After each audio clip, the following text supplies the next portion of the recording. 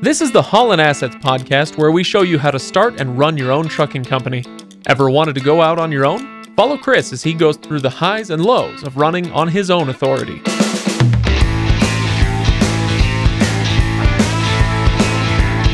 Welcome, everybody. Welcome to the Haulin Assets podcast, episode number 119. This episode, long awaited, is all about whether you should buy a new or a used truck.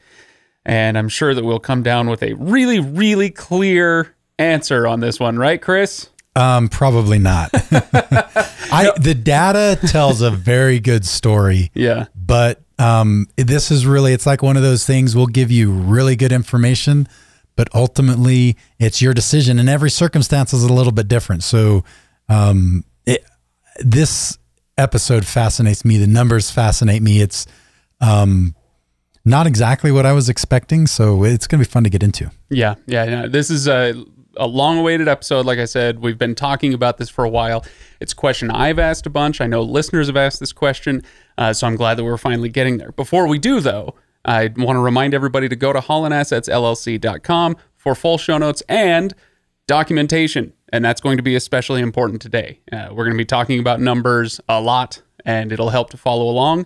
We'll get there in just a moment. I do also want to encourage everybody once again to go to motorcarrierhq.com, where they can go get the tools necessary to either get themselves out on the road on their own authority or do it better if you're already doing it. So there are lots of tools, resources, people there that you can actually talk to about those sorts of things at motorcarrierhq.com.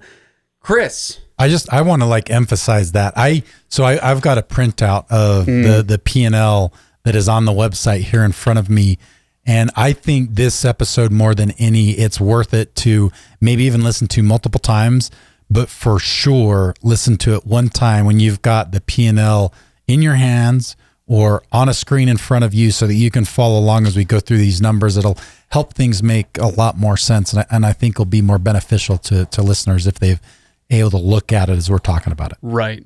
Okay, good to know. Well, we'll see. You say listen to this episode multiple times. We'll see if we still feel that way after we're done recording it, if it was any good. I hope so. So, Chris, before we dive in to those numbers, anything new happening? Truck number 10 was supposed to come in? That is new. It came in. Okay. It's on the road. Is it? It is, but it had a bit of a rough start. Okay, what does that mean? So brand new truck, brand new, Nate picked it up, and he took it. Where did he take it first? He took it somewhere in the Salt Lake area, right by the dealership, and then literally right after that drove it up north, up into the Ogden area. So a 30-mile drive from Salt Lake. Turn it over to the driver. The driver takes it up to Pocatello to pick up a load of potatoes, and gets less than 5 miles outside of Pocatello, and the thing dies. In the middle of the freeway, just dies. No power steering, nothing. Is this your form of advertisement? So all the rubberneckers will see Haulin Assets? Yeah, it worked. So brand new truck. It was our first Kenworth in a long time because we couldn't get another Freightliner this year. So we got one Kenworth with a Cummins engine this time, which I'm pretty excited about. Yeah. But truck just full on dies in the middle of the road. What happened? Well, we had to get it towed. Couldn't get it to start. Couldn't do anything. So got it towed to it. Luckily, there's a dealership in Pocatello. Their techs looked at it for over an hour before they found out what was wrong with it. And you're leaving me in suspense here. There was a loose bolt on the positive cable line, somewhere along the line between the battery to wherever it goes. Oh, jeez. And it was loose and just caused it to lose all power. Oh, my God. So one bolt didn't get tightened at the factory. Yeah. Wow. Yeah. So this isn't exactly a commercial for Kenworth then. Well, or shit happens. Would it be? Well, yeah, exactly. Would it be Kenworth or would it be the Cummins? I'm sure it would probably. I would guess it would be Kenworth, because I think Kenworth takes it, puts it all together. Yeah, because even the engine, it comes to Kenworth and they assemble everything. So interesting. So how long was it off the road? It didn't. It came off the road at night, like later on in the afternoon.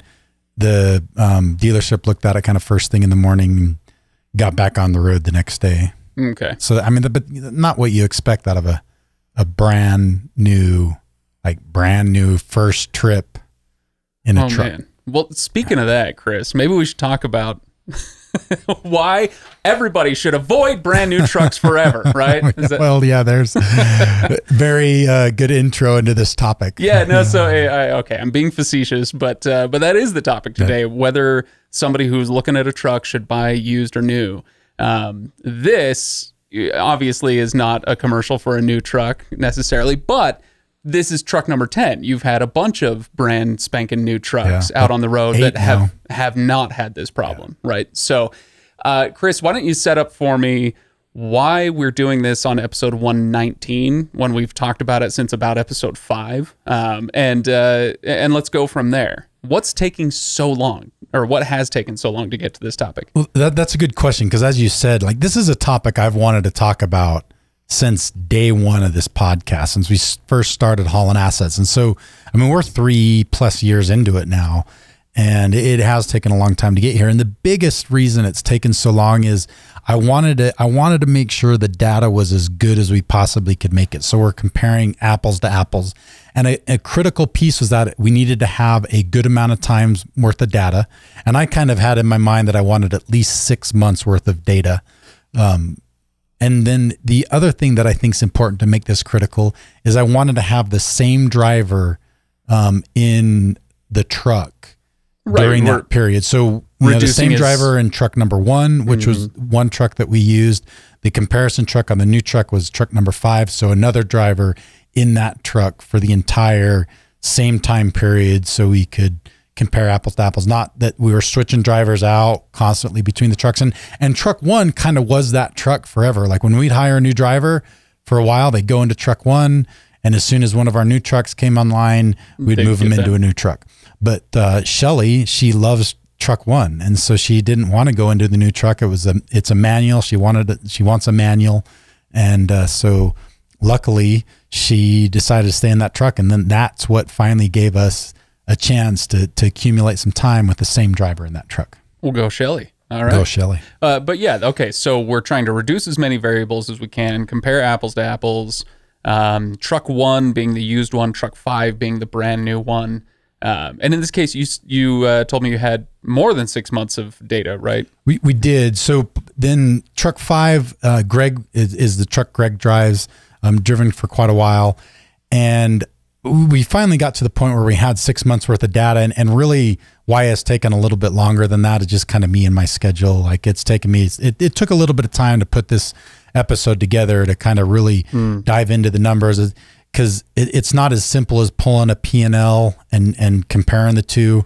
Let me give maybe a little bit of background how we make this work. So in QuickBooks, you can classify any revenue that comes in or any expense that goes out, and you can classify it to something. So we've created classes for each one of our trucks. So truck 1 is a class, truck 2 is a class, so on and so forth. And so anytime we bill a client for something, we tie it to the truck that hauled that load.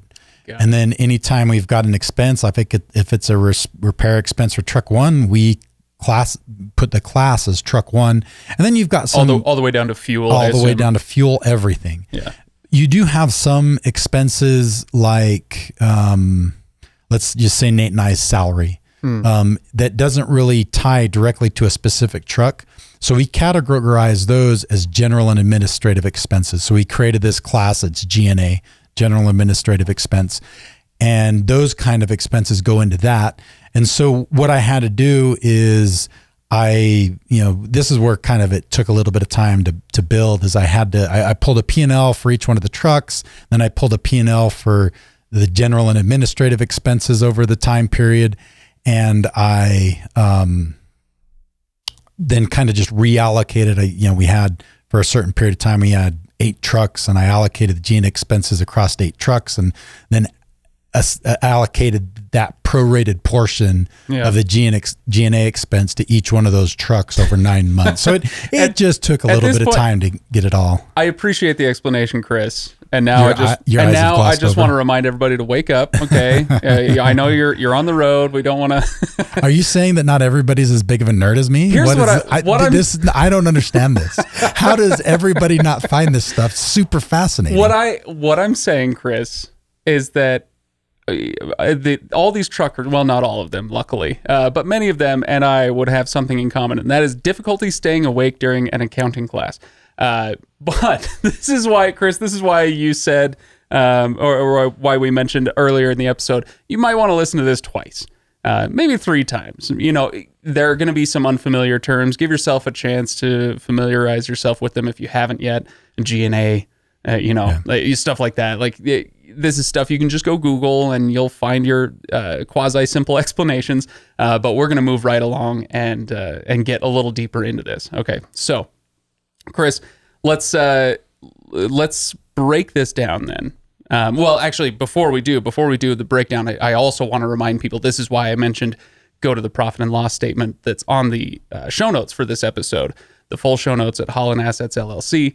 Make sure you go check those out so that you can follow along a little easier. Yep. Just go to episode 119. It'll be right in the show notes, and you can download it. You can just look at it on the screen and whatever's easiest for you. So how do you want to start with this? Do you want to start the way that we normally talk about profit and loss on a monthly basis for the company is starting with total miles and then going into deadhead miles and that sort of thing? Is that kind of how you want to talk about this? I didn't pull the deadhead miles for each one of the trucks, but yeah, let's start with the total mileage. There's a few things I want to talk about that, and then we'll get right into kind of how it breaks down, separate the two. Okay. All right. So for each truck, this is the total miles run over 9 months then? Months. Okay. Yep. So what do we got?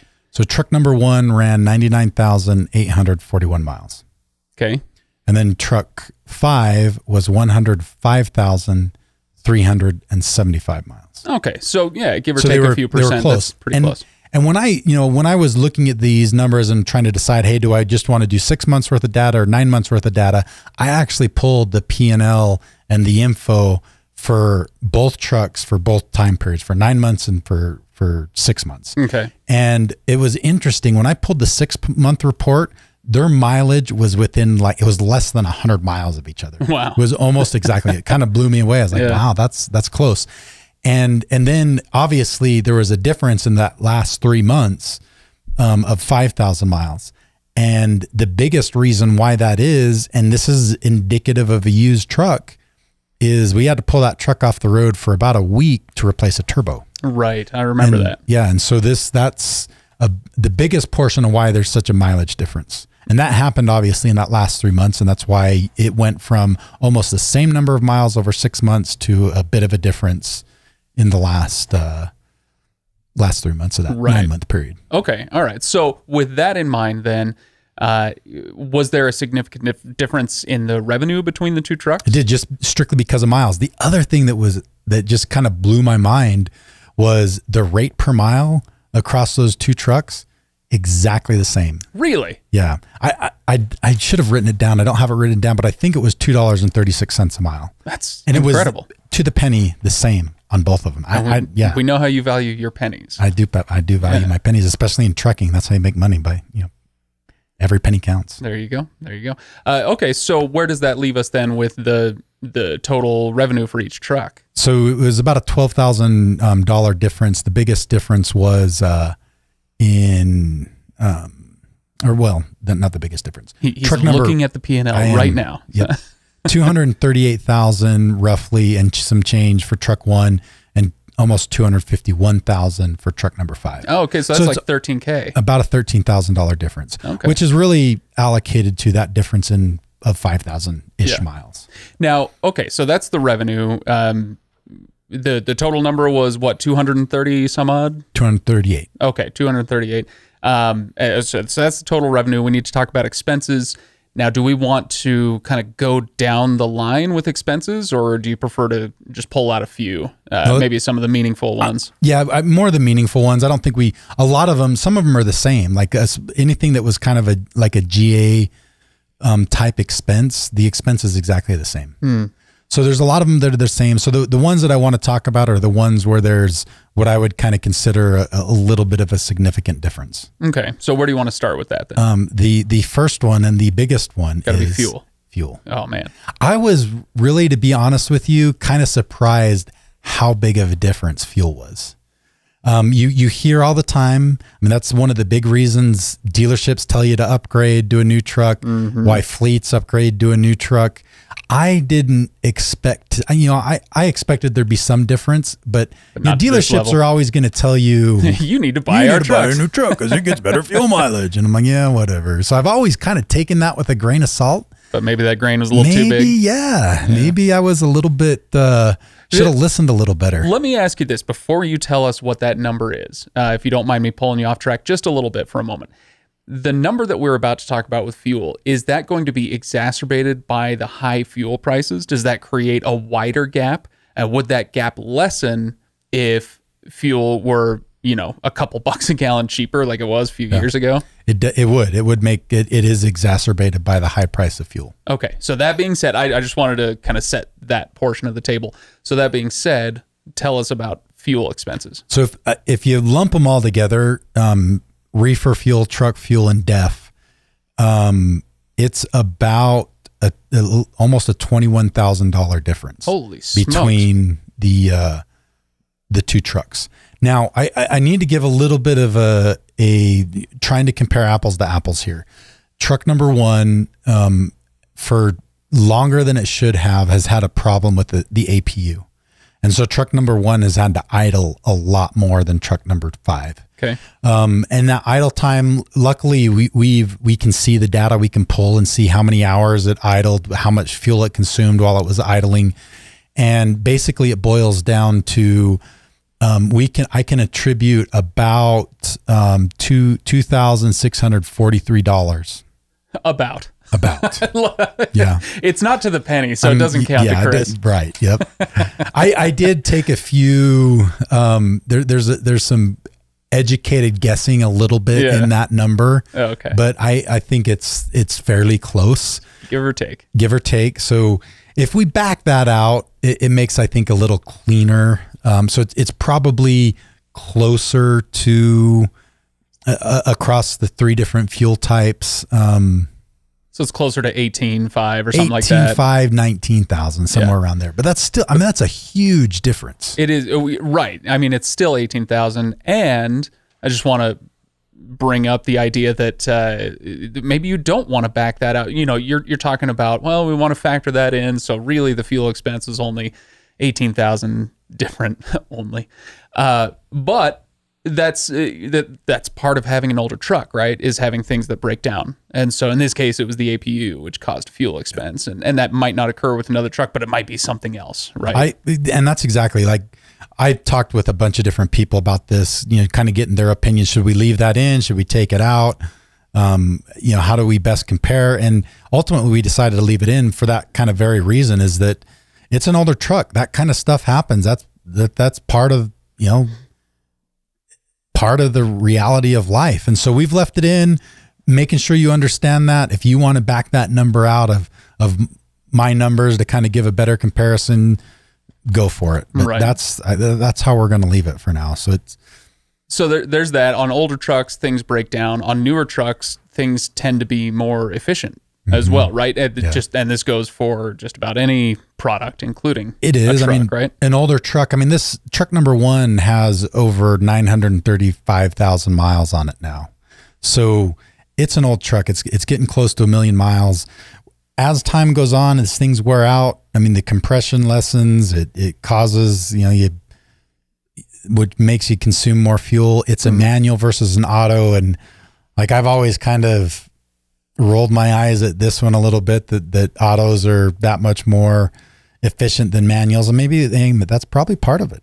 Well, it's I think I told this story a long time ago, and I'll keep it short, but I remember listening to an audiobook a long time ago of a guy who was driving a Mercedes-Benz around the world, literally around the world, as well as he could. And he went to Mercedes and said, I want a new car, and I want it to be a manual transmission. And they said, no, we won't do that. For what you want to do, you have to buy an automatic transmission. And he threw a fit, and they threw a fit. And eventually the guy that finally talked him into the manual or the automatic transmission said, who do you think knows how to drive this car better, you or Mercedes-Benz? And I've always remembered that line. Just something of, I prefer a manual transmission in my cars. But sometimes it's like, well, maybe I shouldn't. And most drivers do. And in reality, they're like, even me driving an auto, part of the reason allegedly that they get better fuel mileage is because they shift sooner than you would, so that they lug, and they're driving on a lower number of RPMs, which usually gives it a little less power, but better fuel efficiency. And most drivers don't like that. I didn't like, especially climbing hills. Like I'd put it in manual mode and shift sooner. And so, it's stuff like that. And so personal preference. Okay. All right. So that's fuel. Let's go ahead and shift gears then to another significant expense. What are some of the things we often talk about? Insurance, truck right? Insurance. So when you buy a truck, you have to get it insured, but that's going to be a fact for the life of the truck. So what's the difference between the two then? So if you think about truck insurance, there's kind of three main components of truck insurance: auto liability, physical damage, and cargo insurance. So cargo insurance is pretty self-explanatory. If you damage cargo, or if there's spoilage in a reefer load or something like that, there's going to be a claim against the cargo insurance. Right. Physical damage also, pretty self-explanatory. It's if you get in an accident and it's your fault, it covers the physical damage of your vehicle. Okay. And then the biggest piece of truck insurance is actually auto liability. So that's if you go hit somebody else, it covers their medical expenses, their vehicle repair, all that kind of stuff.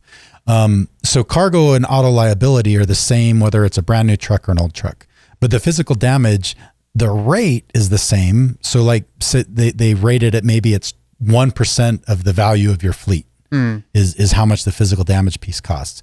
So an older truck that is only worth, truck and trailer combined, only worth maybe $100,000 versus a new truck and trailer combined worth $200,000 or $300,000, the physical damage piece of that truck insurance is going to be vastly different. And so that's where this difference, if you look at the numbers, the truck insurance on the old truck, on truck one, is $2,400 less than the insurance on the new truck. And that's over just 6 months or 9 months. Yeah. And that's strictly because of the physical damage piece, the higher value of truck number 5. Okay. So in this case, the older truck wins. The newer truck has looked pretty good up to now, but right now the older truck is winning on insurance. Okay. Yep. Anything else on that, or should we move on to the next expense? Okay. Yeah. So next one, let's talk about the loan on the trucks, because banks, well, yeah, they're going to pay attention to whether it's a new or an old truck, right? Yeah, they honestly, a bank's going to like financing a newer truck better than an old one, just because they get more money. They get more money, and that's here's another one where the new truck loses. It's $6,300 difference in the interest expense. I'm sorry, say that again. I spoke over you. $6,341.69 difference in interest expense over the 9 months between those two trucks. So I just want to point that out. You said interest expense, just the interest on the loans. Wow, was $6,300 different over 12 months. If you want to get sick, and I do, Chris, the interest for over 9 months for truck number 5, and this is with really good interest rates. Okay, like really good interest rates when they were at rock bottom. Yeah, $10,000. Oh, jeez. Yeah. Okay. All right. A lot of money. All right. The guy who used to work at a bank needs to breathe a little bit. I got Banks this. are loving it. Okay. All right. So it was $6,300 difference on that one. Anything else you want to say on interest rate or loans? Nope. Okay. All right. So let's move on then to maintenance. Let's talk about maintenance expenses for these. I have to imagine that the new truck wins right up until you tell that story that you did at the beginning of this episode. And now I'm thinking, oh shoot.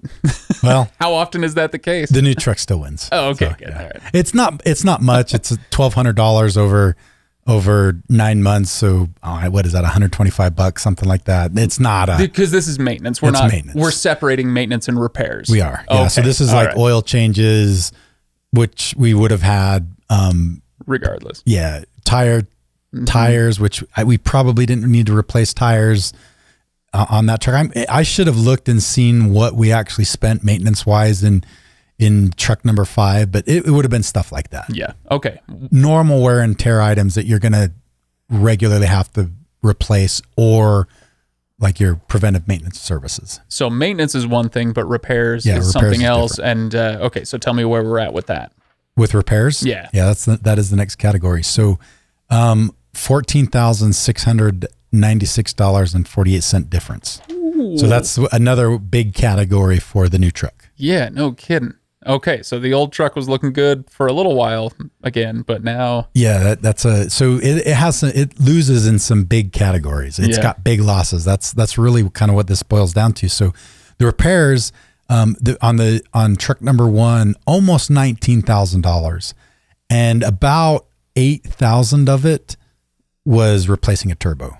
So not quite half, but pretty close to half of that was replacing a turbo. And then it's really, after that, it's kind of like the whole death by 1,000 paper cuts thing. It's just tick-tacky stuff every month. This cable, that belt, this air leak, that.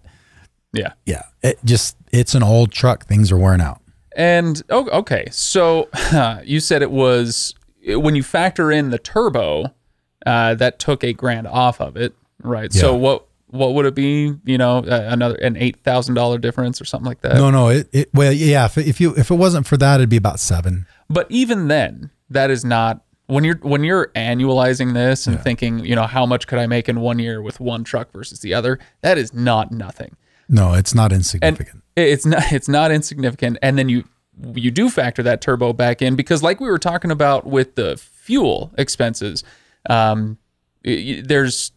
there's all sorts of factors that go into that difference just by the fact of it being an older truck.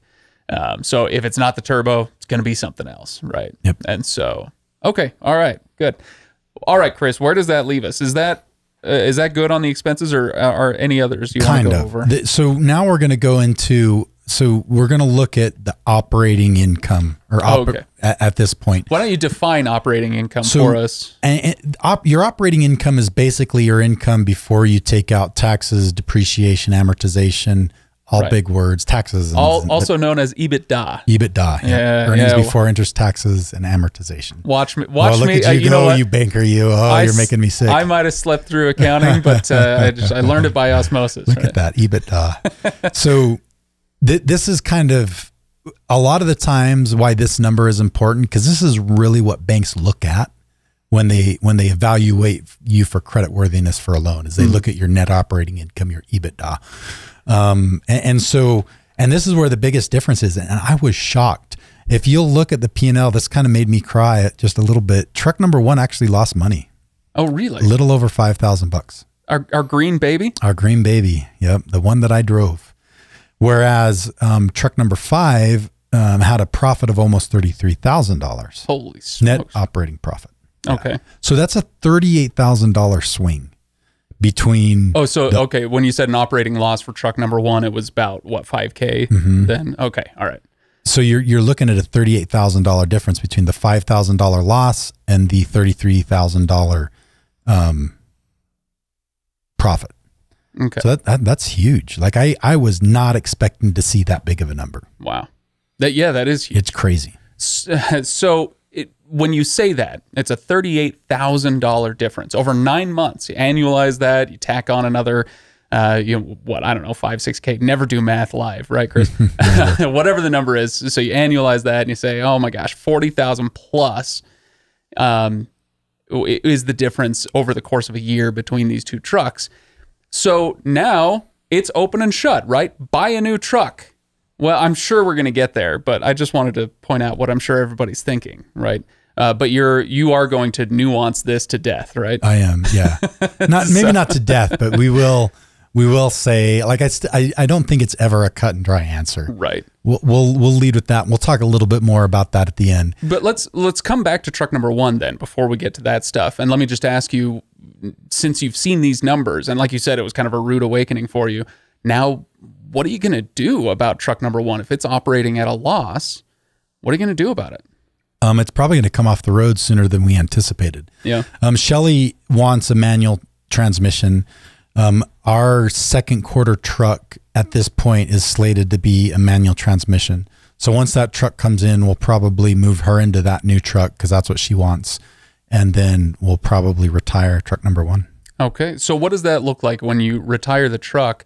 it'll have over 100K on it, maybe 140 at that point, something close to that. If you're talking about Q2, it's already at almost 100,000 miles, right? So you mean 1 million? Oh, sorry. Yeah. A million. It'll probably be pretty, if not over, pretty dang close to being over 1 million miles. And that's a good question. One of two things is going to happen. We're either going to keep it as a spare that somebody can take out if a truck's going to be in the shop for longer than we'd like. And that's a possibility, but probably more likely than not, we'll sell it. We won't get a ton of money for it, but we will sell it. Interesting. Okay. So off the top of your head, it sounds like you would prefer to sell it.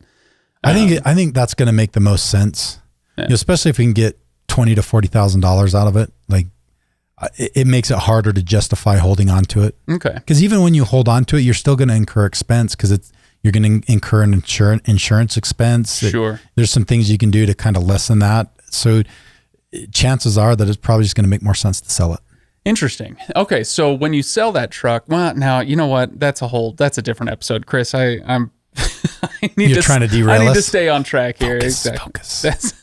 You just cracked the code.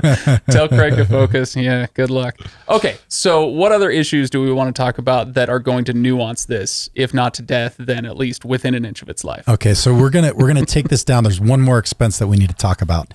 And that's depreciation expense. So that is taking it out to get to our actual net income. Okay. And depreciation expense, I've kind of struggled over the last couple of weeks as I've been preparing for this episode of how to best explain depreciation expense. And I don't know that I can explain it super, super well, but the simplest way to put it is the depreciation expense is really the closest thing there is on your profit and loss statement to compensate for the truck payment that you don't really see.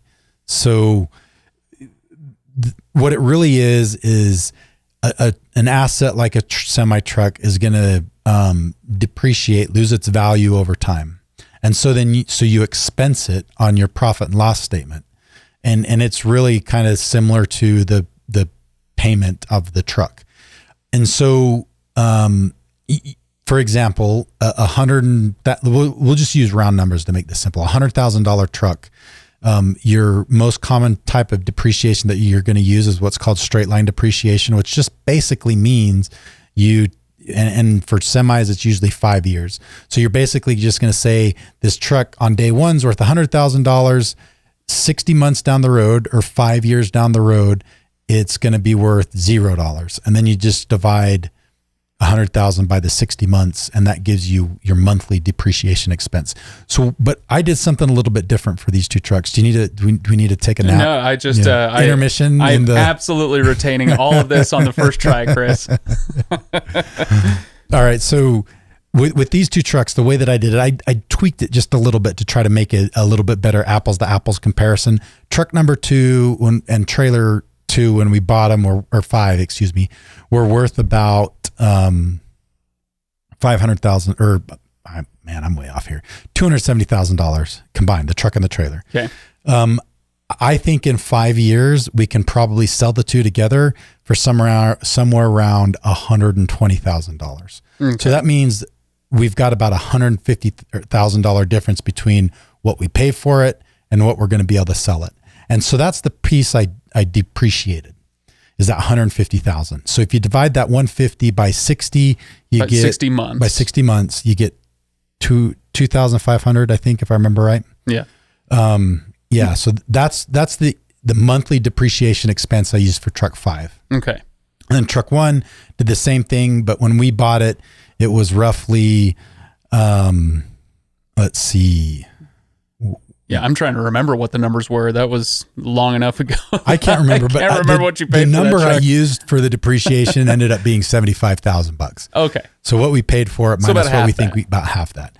So its monthly depreciation expense was $1,250. So over the 9 months, the depreciation for truck 5 was $22,500. And for truck number 1, it was $11,250. So, that's a $11,250 difference between the two. Truck 1, again, right, winning. And this truck, okay, the older truck in this case winning that particular race because you're able to, or it's not depreciating as much in net or gross terms as the newer truck is. Correct. Right. Okay. All right. And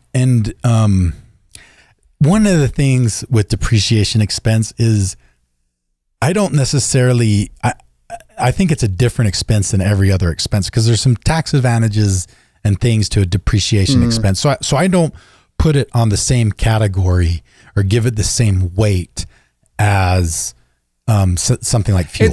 It's a legit accounting trick, but it's still an accounting trick where you don't count it the same way as you do a gallon of fuel pumped or a mile run over the road, whatever, a dollar earned.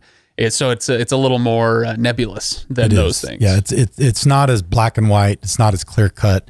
But what I would say, so the $11,250 difference between the two, I don't give that as much. It is a win for truck number one, but I wouldn't call it as big of a win as it would be in any other category. Okay. All right. Yeah, that makes sense to me. Okay. So what else do you want to talk about with depreciation? I think that kind of covers it all. Totally getting these terms right. I think that I wanted to talk about with depreciation. Yeah, I think that's good. Okay. Next, we'll kind of just walk into the final number, the bottom line. The net income for each truck. And so we already had, what did you say, a $38,000 difference. That was the difference before we talk about depreciation. Now you want to factor that in, so people can kind of, you wanted to separate that so people can weight it in their minds as they feel is appropriate. But now what's our difference then? So now truck with depreciation expense, truck number one lost $16,484. A lot of money. Yeah. Truck number 5 had a profit of $10,430. So not as big as it was, but still nonetheless a profit. So the swing that time is almost $27,000. So not as big of a swing, but still heavily in favor of the new truck versus the old one. And that, again, that kind of surprises me. Now let me throw some nuance on there, Chris. How much of this has to do with when you measured these trucks? Not in their life cycle, but in the market. In market terms, right? So the rates were here, the fuel expenses were here. If you'd had trucks with the same amount of miles, the same drivers, all the same maintenance and repair issues, all that stuff, but you had measured this in 2018, 2020 or 2021 or whatever, I don't know, some better market, would that have made a big difference in your imagination? So I mean, it may have made a difference in that, truck number one could have turned a profit, but I would argue that truck number 5 would have turned an even bigger profit. Right. And so I don't think, would there have been some little differences? Yes. But I think they would have been minor. So I think in reality, so let me, another way that I can maybe answer this question is I feel like I want to get truck number 1 off the road sooner rather than later. Okay. Because it's losing money. Right. If we would have had the same conversation a year ago when freight rates were really good, I probably would be singing a different tune. I would keep that truck because it probably would be turning a profit, with revenue way higher. Even if it's a smaller profit, even if it was a smaller profit, unless like if we had a truck sitting because we didn't have enough drivers, that'd be the first one to sit. Right. But in today's market where things are already as tight as they are, I think it makes more sense than ever to pull it off the road. So we'll probably do that within the next 3 to 6 months. Okay. All right. And people may ask, why would you not pull it off the road today? Because you don't have another. Well, it's better to have it losing a little bit of money than a lot of money. Yeah, because it's covering all of our variable expenses and some of our fixed expenses. Just not all the fixed expenses. So it's still it's better than nothing. So even though it is losing money, if we just pulled it off the road, we'd probably be losing even more money. Right. And so it's still contributing a little bit, just not very much, but it should come off the road sooner rather than later. So Chris, let's get into a few of the other issues, and I basically the question now comes down to why on earth would anybody ever buy a used truck? And I want to bring up our old friend of the podcast, Bubba. I remember talking to him, was that a couple of years ago now? How old? It's been a while, It's been a old Bubba Blackwell. People can go look up. Bubba back on the show. He's a great dude. But I'm having this little tickle in my brain that says the truck that he bought a used truck, and it had like 150,000 miles on it already. Or sorry, 1.5 million. So, it had a lot of miles. Yeah, whatever it was. See, I'm still stuck in my little Mazda car brain. So 1.5 million or something like that. It was an ancient truck that had seen a lot of road, and yet it made sense for him to buy it and to get started, right? So why? What with the numbers you're throwing at me today, that doesn't quite jibe in my head. I think there's still circumstances and situations where it makes sense to buy a used truck, and Bubba may be in this situation as well. On a side note, Bubba had emailed me around Thanksgiving, and his truck broke down. I can't even remember what it was. And I hope Bubba doesn't get mad at me for telling this story, but his truck had broke down, and he had to, the timing was pretty good because it was kind of over Thanksgiving. He was going to be off anyway, but it was off the road for at least a week. Wow. Getting repaired on it, whatever it was that it was getting repaired. Yeah. And so, but I don't think that that's necessarily a bad decision that he bought a used truck. So again, I think there's circumstances, like especially when you're brand new and you're first starting out, the likelihood of being able to buy a brand new truck is slim. Sure. But you say that, and my mind goes to, truck number 5 with almost 1 million miles on it, operated at a loss over these 9 months. And if I'm thinking about buying a truck, well, shoot, if it's going to operate at a loss, how can I possibly survive as a business for that first year, the first 2 years, whatever? I think there's a lot of things, especially if you're an owner operator, you can do to limit that loss and really still make that truck profitable. A lot of times an owner operator is going to be more willing to spend time doing little tiny repairs that they can do themselves rather than paying a shop to do it. I think that's part of it. They're going to typically treat the truck better. There's a lot of things like that. They're going to drive it better. They're probably not, and with fuel consumption, they're probably going to take more things into account. Yeah, try to do a better job with that. And do that. And the other thing that you also have to keep in mind with this is we're comparing truck number 1 at almost 1 million miles. We bought it at under 500,000 miles. Right. And so I'll bet you at 500,000 miles, not as many things were breaking down. It was getting better fuel economy. Mm-hmm. There's lots of things. So it was probably making, it would have been turning a profit. If it had 500,000 miles a day and we were doing this comparison, it probably would still be profitable, turning a profit. And then you think about it, we've gone almost 4 years with this truck now, and it's time to buy a new one. And so if an owner operator just starting out was in the same position, it's probably the right thing to do to buy a used truck. Your expenses up front aren't as much, and run that truck hard, treat it well, treat it right, and get it up to close to that 1 million miles. And then at that point, if you've done everything right and you've done it well, you may be in a position to buy, if not a new truck, a newer truck than that one when you bought it, and you can kind of go from there. Makes sense. Okay, so essentially what you're saying is, yeah, it's okay to buy used, just buy the right used truck. Buy the right used truck, not too many miles. Yeah, I'm kidding, Chris. 1 million miles, like, again, there's probably guys that can run a 1 million mile truck. If you're doing regional runs and you've got your own shop and you can do your own repairs, your own maintenance and all that kind of stuff, you may be better off with a used truck. But the way that we operate, where we're not owner operators anymore, we've got a small fleet, we're hiring drivers that are driving them.